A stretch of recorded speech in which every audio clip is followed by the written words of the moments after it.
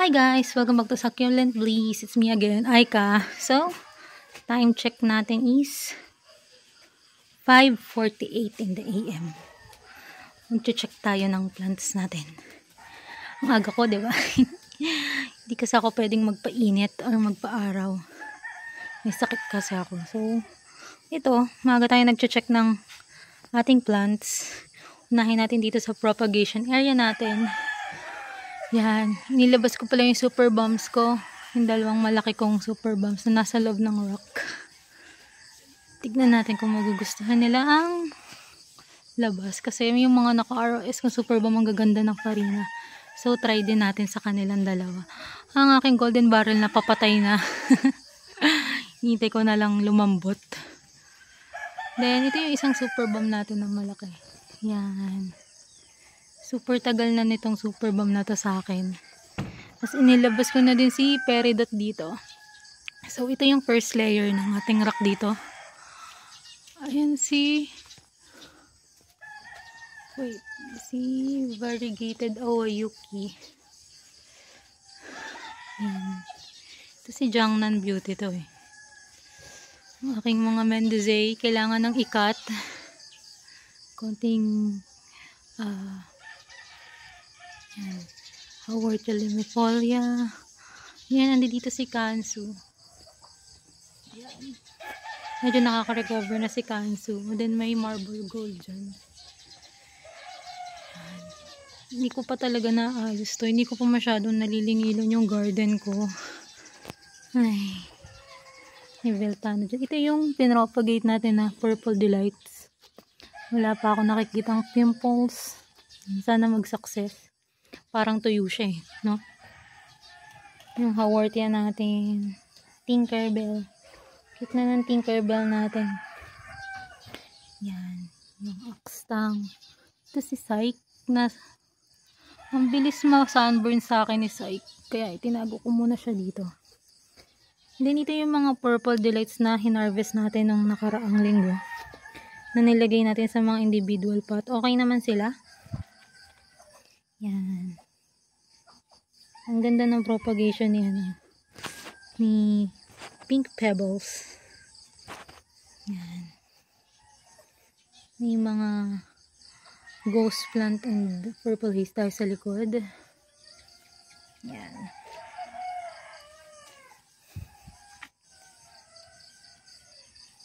Okay naman sila. Ito may propagation tayo ng Douglas hat dito.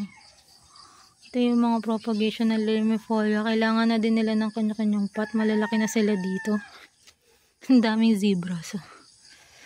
Pre kasi yan sa akin zebras. Tapos pinagtatanggal ko yung mga babies. So ayan na sila. Ito yung crested natin. Nilagay ko sa pot niya. Mukhang lumaki siya dito nung malaki yung pot niya. Yan. Ating gymnos. Hindi ko pa nalilinis. Ang daming mga dahon-dahon. Yan, yung mga babies natin na gymnos malalaki na din. Gusto talaga nila sa sa rain or shines.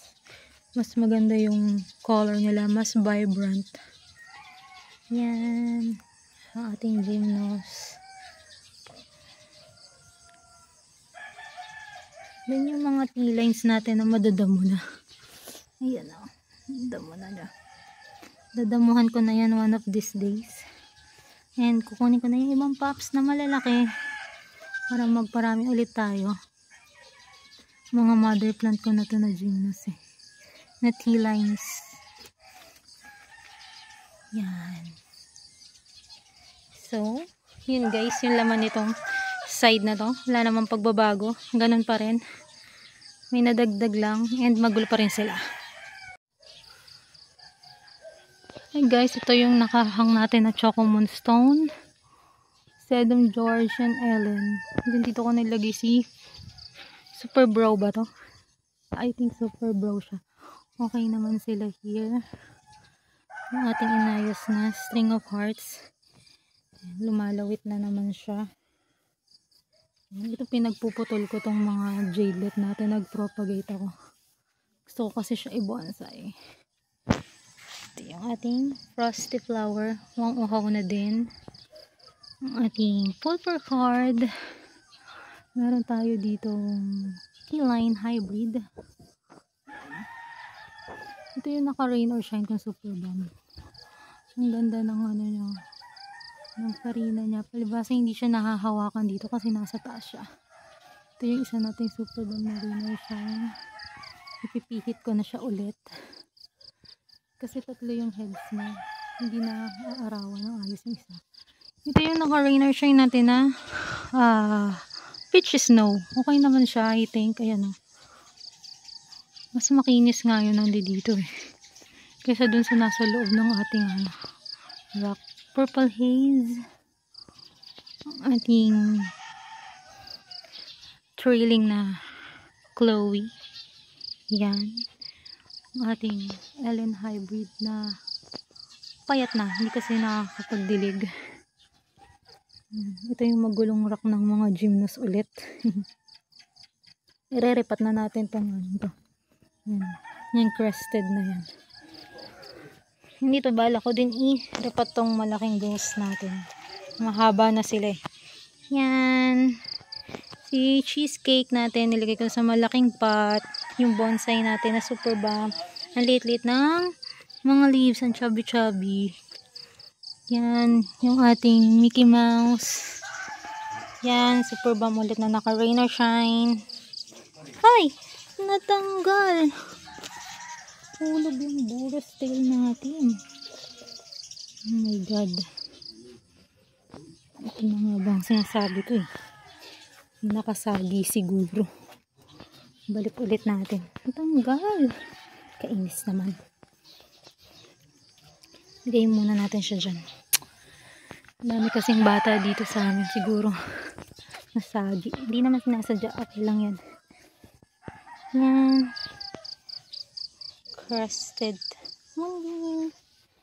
Ito yung lush section natin. Ganun pa rin. Okay naman. Vibrant yung colors nila. Lumalamig na kasi growing season.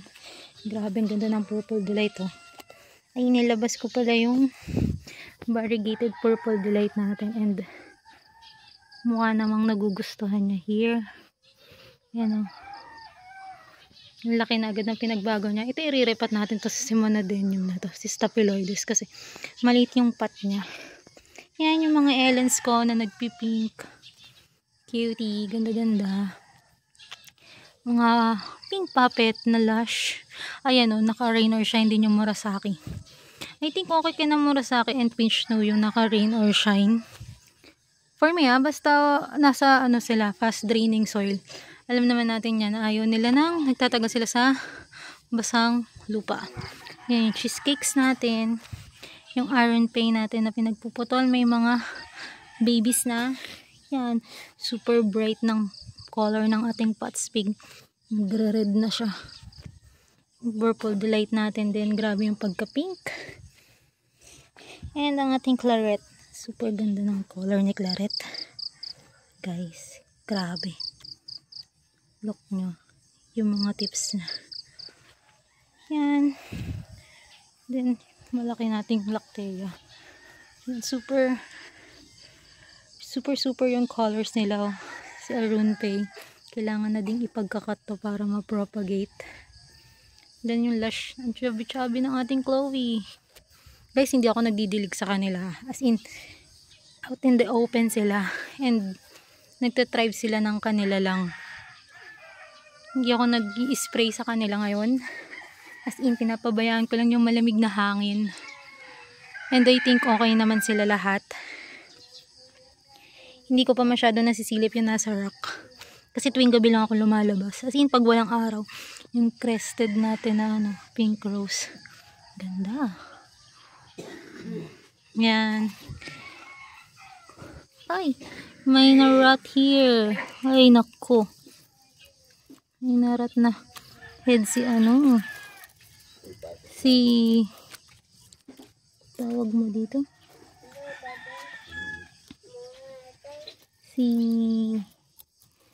Ay, naku, nag-rat. Lagay natin siya doon sa intensive care unit. Para ma-check ko ng ayos. Kainis naman. Ito yung ano nang nasa out, hindi open yung plants mo. Ay, wait lang. Nahilo na kayo, guys. Wait lang. Ang ating hot pink ay nagkaroon ng sakit, kaya dadalhin muna natin siya sa ICU. Yan. Hindi ko pa na-check yan loob. So, yan na guys. Pinatak na ng apid si Douglas Hot. Dahil hindi tayo nag-check ng ating plants. Ayan. Yes. Daming apids. Ay. Ilang araw lang ako hindi lumabas. Ayan. Sprayan natin siya ng ating metal solution. Ayan. Spray lang natin siya. Denatured alcohol to guys. Na may water. 1 cup ng denatured alcohol at 1/4 cup ng water. Ito yung ginagamit ko sa mga apids. Kailangan hindi nyo papainitan yung plants nyo pagka nag-spray kayo ng ganito ha. Kasi alcohol to. Pag nainitan yung plants nyo, naku, sure yan. Sunog yung plants nyo. Sprayan natin kada sulok ng leaves. Ay.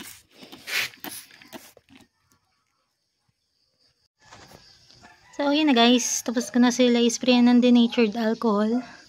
Tatago ko na siya sa shaded area. As in, sa hindi siya naaarawan. Hanggang sa matuyo siya. Then later, mayang gabi, tingnan natin yung mga katabi niyang plants if hindi niya na hawaan ng apids. Kasi tumalon-talon na dun yung apids kasi super infested siya ng apids eh. So, check muna natin. Lipat muna natin siya sa hindi siya naaarawan. As in, kahit sinag ng araw ay wala dito sa ilalim ng aking potting table. Para hindi siya naaarawan. Ito yung mga leaves niya. Oh. Diyan muna. So, yun na guys. Time check. 7:30 in the evening. Hi, B!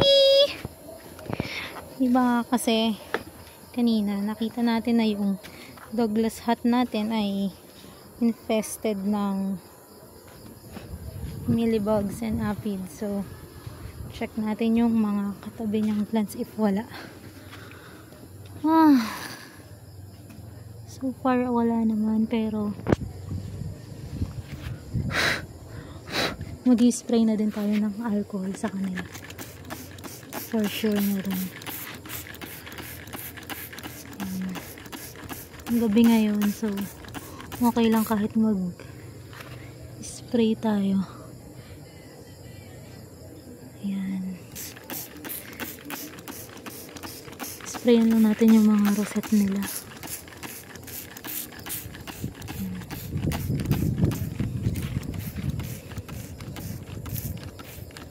Para if ever mayroon, mapatay agad natin at di na kumalat. Grabe talaga yung nangyari kay Douglas Hot. Hindi ko in-expect na sobrang dami ng mealybugs and aphids sa kanya. Natin ko alam. Spray lang tayo dito ng denatured.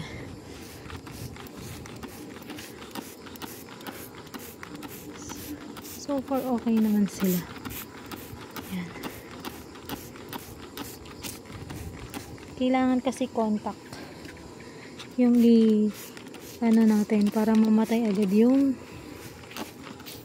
mealybugs or aphids if ever mayroon. Bibili ulit tayo ng denatured. Ubus na yung denatured ko. Tagal na tong solution ko na to eh.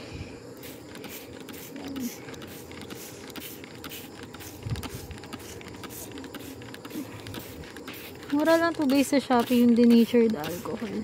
Ito yung ginagamit ni Discreet sa sa mga plants na kapag may mealybugs and aphids and ants. Yan.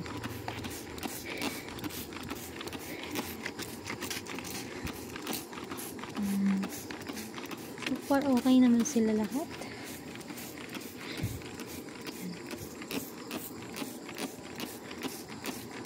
Meron kasing San Francisco dyan sa likod. Baka dyan ang galing yung Milibag and Apids. So, yun na guys. Thanks for watching. Bye!